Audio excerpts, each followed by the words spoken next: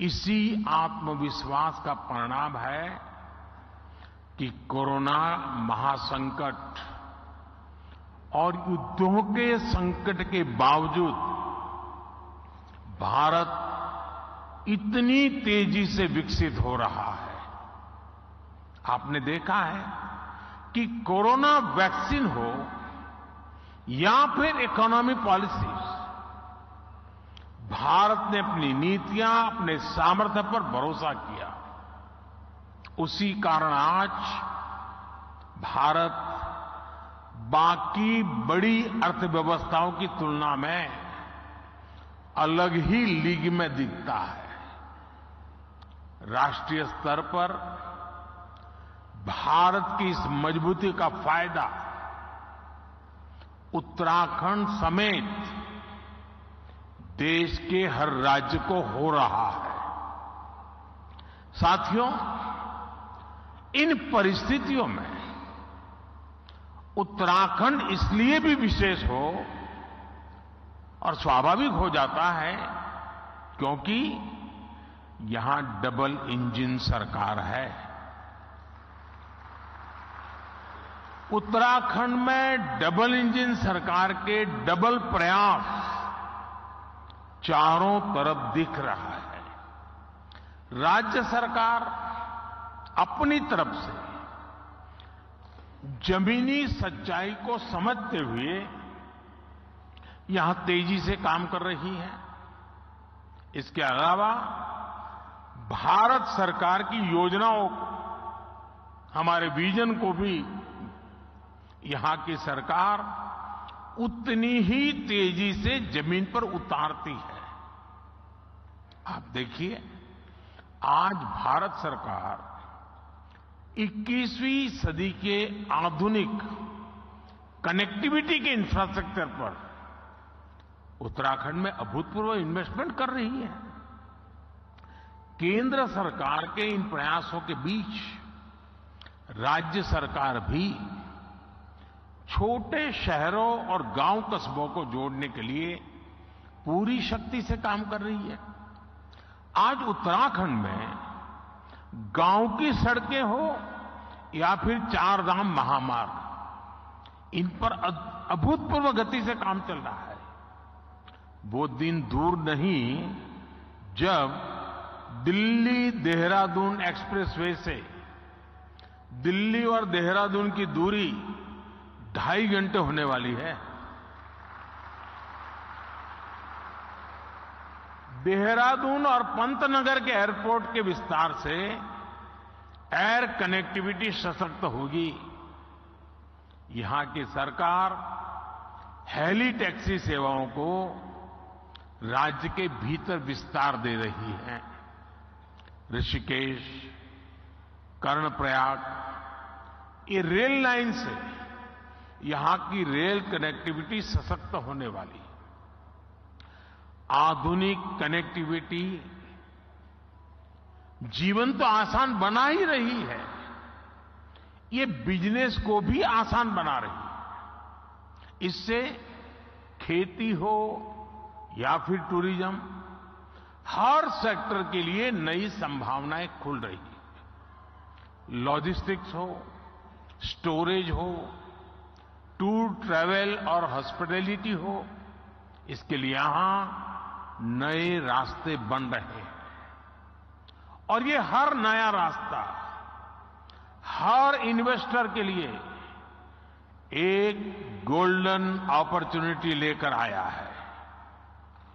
साथियों, पहले की सरकारों की अप्रोच थी कि जो इलाके सीमा पर है उन्हें ऐसा रखा जाए कि एक्सेस कम से कम हो। डबल इंजन सरकार ने इस सोच को भी बदला है। हम सीमावर्ती गांवों को लास्ट विलेज नहीं बल्कि देश के फर्स्ट विलेज के रूप में विकसित करने में जुटे हैं। हमने एस्पिरेशनल डिस्ट्रिक्ट प्रोग्राम चलाया, अब एस्पिरेशनल ब्लॉक प्रोग्राम चला रहे हैं। ऐसे गांव, ऐसे क्षेत्र जो विकास के हर पहलू में पीछे थे, उन्हें आगे लाया जा रहा है।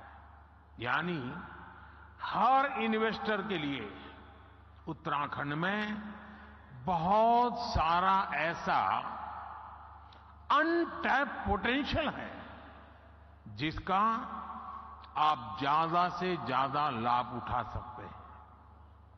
साथियों, डबल इंजन सरकार की प्राथमिकताओं का उत्तराखंड को कैसे डबल फायदा मिल रहा है, इसका एक उदाहरण टूरिज्म सेक्टर भी है।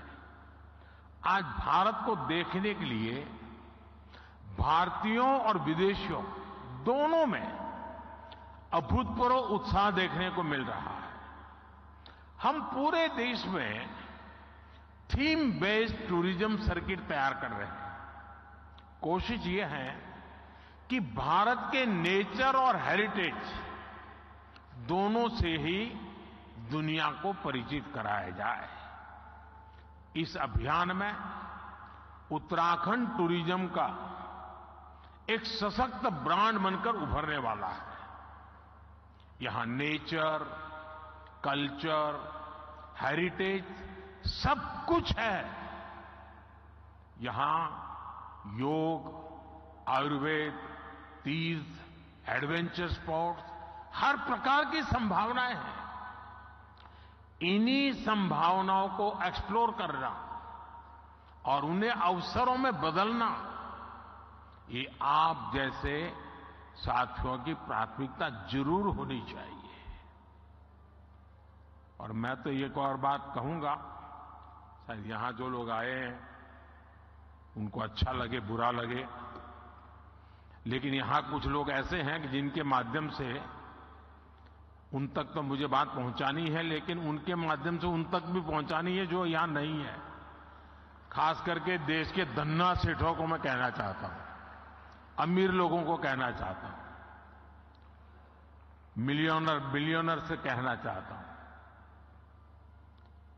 हमारे यहां माना जाता है, कहा जाता है, जो शादी होती है ना, वो जोड़े ईश्वर बनाता है, ईश्वर तय करता है जोड़ा।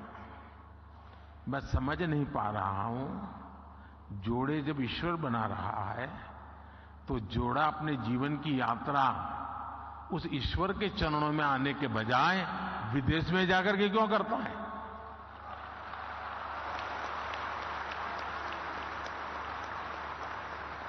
और मैं तो चाहता हूं मेरे देश के नौजवानों को, मेक इन इंडिया जैसे है ना, वैसे ही एक मूवमेंट चलना चाहिए, वेड इन इंडिया। शादी हिंदुस्तान में करो। ये दुनिया के देशों में शादी कर ले, ये हमारे सारे धन्ना सेठ आजकल फैशन हो गई है। यहां कई लोग बैठे होंगे, अब नीचे देखते होंगे।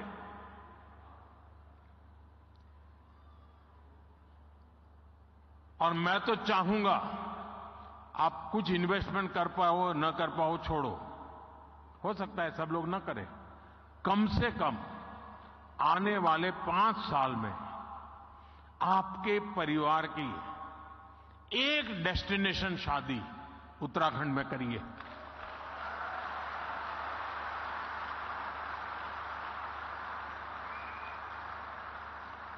अगर एक साल में 5,000 भी शादियां